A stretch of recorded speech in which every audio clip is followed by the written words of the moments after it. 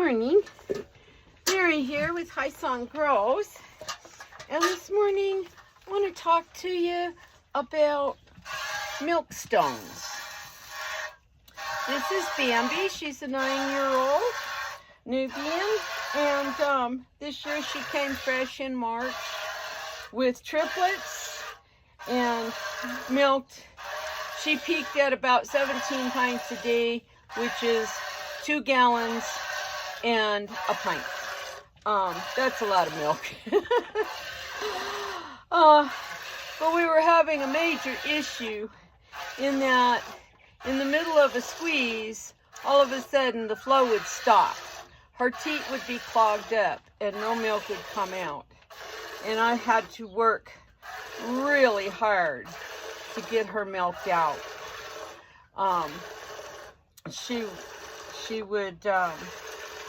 was very patient. It didn't seem to be painful, but it was really, really hard. And I came to the conclusion on researching that she had milk stones. And it's not really a disease per se. It is a physiological issue where instead of all the calcium being liquid in the milk, it clumps up into little stones, kind of like kidney stones or urinary calculi. And I did not find much in American literature. I did find a blog post about it from Debra Neiman over at For the Love of Goats. And from there, I found an excellent article that I'll link that blog post and an excellent article that I found about it in Dairy Cows, and that article referenced that dairy goats would be basically the same thing. It can be caused by previous or current cases of mastitis, which I had not seen any signs of mastitis with Bambi, or it could be caused by an injury to udder tissue, which with Bambi is very, very possible. As you can see, she's got a very pendulous udder, and when she's very full, she does tend to kind of step on herself, if she's getting up and down.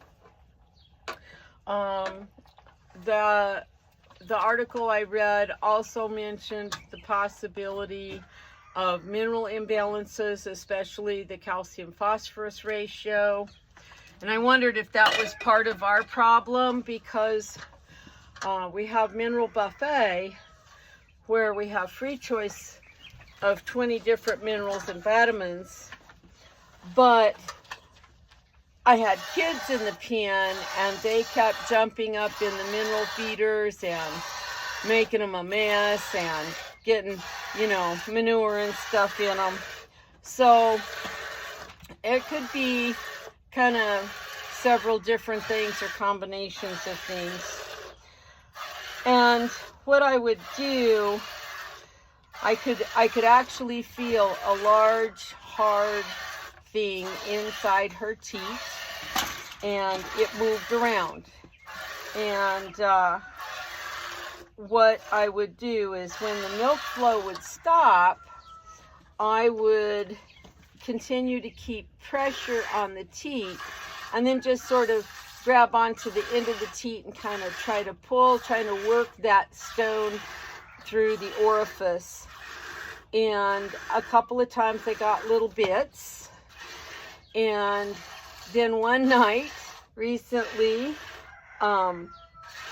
it actually was stuck in the orifice, and I was holding pressure on the teat and reached down with my other hand to try and flick it out. And when I touched it, it just went shooting someplace, and the milk went everywhere. So, and since then, we have not had any more big clogs, though I did find a small stone in my milk filter the other day. So I just wanted to talk about that so that if, just in case anybody else has that sort of an issue where you are in the middle of a squeeze and you can feel there is still lots of milk in the teat, but nothing is coming out, that could be a possibility, and that you might look at that you are having milk stones. I also think part of Bambi's issue is her age. She is 9. I'm not for sure how many times she has had kids. She has had 2 sets of triplets with me since I got her when she was 6. Well, almost 6 when I got her. And so I don't know how many sets of kids she had previous to that for sure. But I'm really happy that we got it cleared up, because when that was going on, it was taking me like an hour to get her completely milked out because of that issue. So that was really hard. So anyway, I'll put links to those articles down in the description box, and for you to look at, and you'll have a wonderful day. So I know that's kind of hard to see. It's not very big, but I found that in the milk filter tonight. I think that's a milk stone. It's it is kind of hard. I don't know where it went. I lost it now. Okay, I found it. I don't know if it's gonna focus good or not. It is real hard, like a little rock. But we did not have any issues milking tonight, so that just popped right out. So I'm glad that it wasn't an issue in clogging up the teat.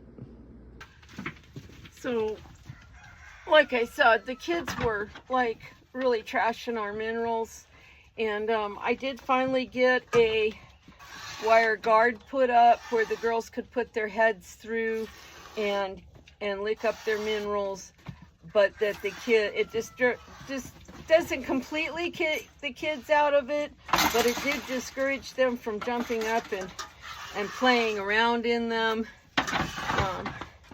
And I think that has probably helped some, that now she has her full complement of minerals. Will you stop? That's probably helped with this issue. So she can balance herself out. Like if she needs more phosphorus or more calcium or whatever, she can balance herself out by going and getting whatever minerals she needs. So I think that's helped.